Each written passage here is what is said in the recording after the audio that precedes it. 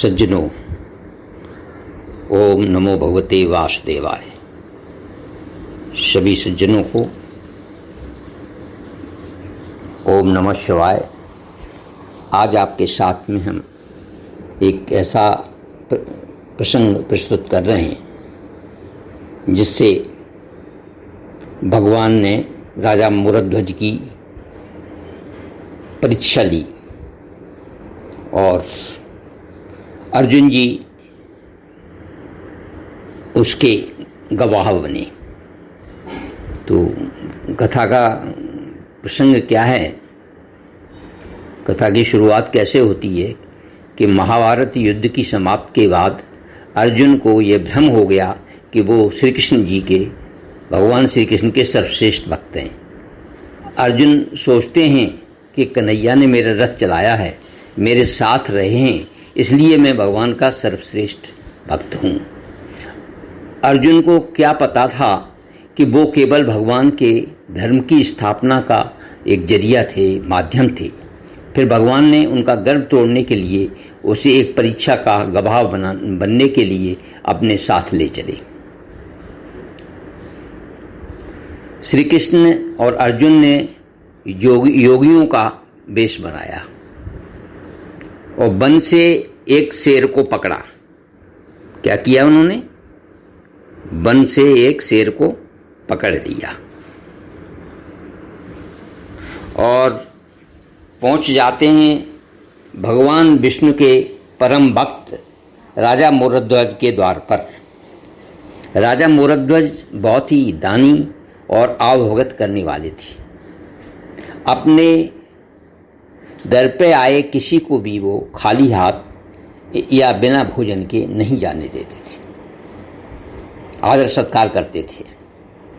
तो दो साधुओं को देख करके एक सिंह के साथ उनके द्वार पर आए हुए हैं, यह जानकर राजा नंगे पांव दौड़ के द्वार पर पहुंच गए और भगवान के तेज से नतमस्तक हो आतिथ्य स्वीकार करने के लिए कहा। भगवान कृष्ण ने मोरध्वज से कहा कि हम मेजबानी तभी स्वीकार करेंगे जब राजा उनकी शर्त माने। राजा ने जोश में आकर कहा, आप जो भी कहेंगे उसके लिए मैं तैयार हूं भगवान। भगवान कृष्ण क्या कहते हैं राजा मोरध्वज से, हम तो ब्राह्मण हैं, कुछ भी खिला देना, पर ये सिंह जो हम साथ में लाए हैं वो नरभक्षी है। तुम अगर अपने इकलौते बेटे को अपने हाथों से मारकर इसे खिला सको तो हम तुम्हारा आतिथ्य स्वीकार करेंगे। भगवान की ये कठिन शर्त सुन मोरध्वज के होश उड़ गए। फिर भी राजा ने अपना आतिथ्य धर्म नहीं छोड़ना चाहा। वो ये अपना जो आतिथ्य धर्म है वो छोड़ना नहीं चाहता था। तो उसने भगवान से प्रार्थना की, प्रभु मुझे तो मंजूर है, मुझे तो स्वीकार है, पर एक बार मैं अपनी पत्नी से पूछ लूं। भगवान से आज्ञा पाकर राजा महल की ओर गया और राजा का उतरा हुआ मुख देख करके पतिव्रता रानी ने राजा से अपना इसका कारण पूछा। राजा ने जब सारा हाल बताया तो रानी की आंखों से अश्रु बह निकले। फिर भी वो अभिमान से राजा से बोली कि आपकी आन पर मैं अपने सैकड़ों पुत्र कुर्बान कर सकती हूँ, आप साधुओं को आदर पूर्वक अंदर ले आइए। अर्जुन ने भगवान से पूछा, माधव ये क्या मामला है, आपने ये क्या मांग लिया है? उनकी ये बात समझ में नहीं आई अर्जुन की कि क्या बात है, ऐसा उन्होंने क्यों कहा। कृष्ण बोले, अर्जुन तुम देखते जाओ और चुप रहो। राजा तीनों को अंदर ले आए और भोजन की तैयारी शुरू कर दी। भगवान को 56 भोग परोसा गया, पर अर्जुन के गले से नहीं उतर रहा था। वो भोजन गले से नहीं उतर रहा था क्योंकि वो ऐसी शर्त सुन चुके थे, इसलिए उनके गले से ये भोजन नहीं उतर रहा था। राजा ने स्वयं जाकर पुत्र को तैयार किया। पुत्र भी 3 वर्ष का था, नाम था रतन कंवर। उसका नाम था लड़के का रतन कंवर। वो भी मात पितृभक्त था। उसने भी हंसते हंसते अपने प्राण दे दिए, परंतु एक उफ तक नहीं की। राजा रानी ने अपने हाथों से उसे आरी से अपने पुत्र को चीर करके उसके 2 टुकड़े कर दिए और सिंह को परोस दिया।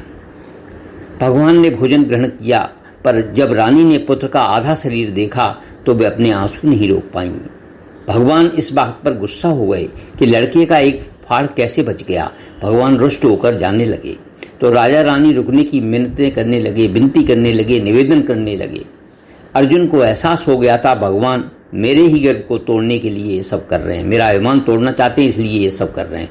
वो स्वयं भगवान के पैरों पर गिरकर विनती करने लगा और कहने लगा, आपने मेरे झूठे मान को तोड़ दिया है, राजा रानी के बेटे को उनके ही हाथों से मरवा दिया।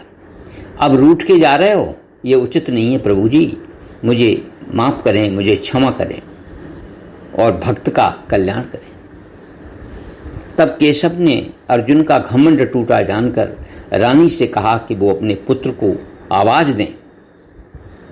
रानी ने सोचा पुत्र तो मर चुका है, अब आवाज़ देने का क्या फ़ायदा है, अब इसमें क्या, इसका मतलब क्या है।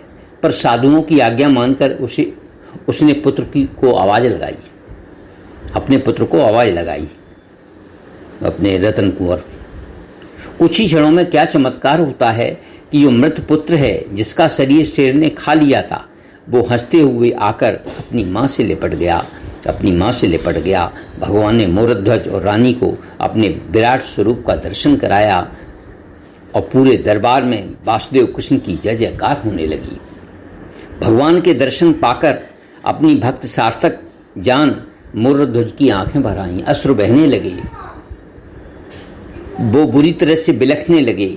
भगवान ने वरदान मांगने को कहा तो राजा रानी ने कहा, भगवान एक ही वर दो कि अपने भक्त की ऐसी कठोर परीक्षा अब आज से कभी न लें, जैसी आपने हमारी परीक्षा ली ऐसी परीक्षा न ली जाए। तथास्तु कहकर भगवान ने सबको आशीर्वाद दिया और पूरे परिवार को मोक्ष प्रदान किया।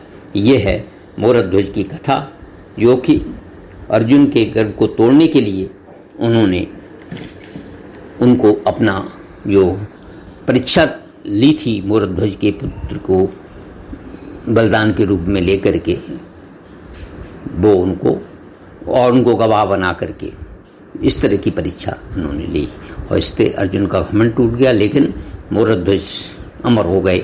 इस कथा को बार बार सुनने से आपको भक्ति का एहसास होगा कि भक्ति कितनी बड़ी चीज़ है और साधुओं का सत्कार करना, आतिथ्य सत्कार करना। मोरध्वज जैसे त्यागी बलिदानी जिसने अपने पुत्र का बलिदान किया, तो इससे हमें ये शिक्षा मिलती है कि उनका सत्कार करें और त्याग करें और अपने जो आतिथ्य सत्कार है उसकी परीक्षा में सफल हों, जबकि भगवान साक्षात परीक्षा ले रहे हो।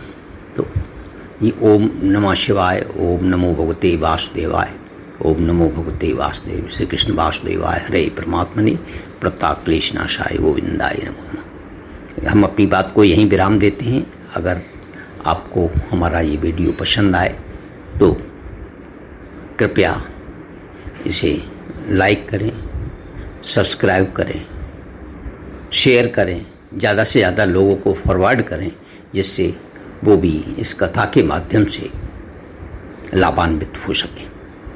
धन्यवाद। इति।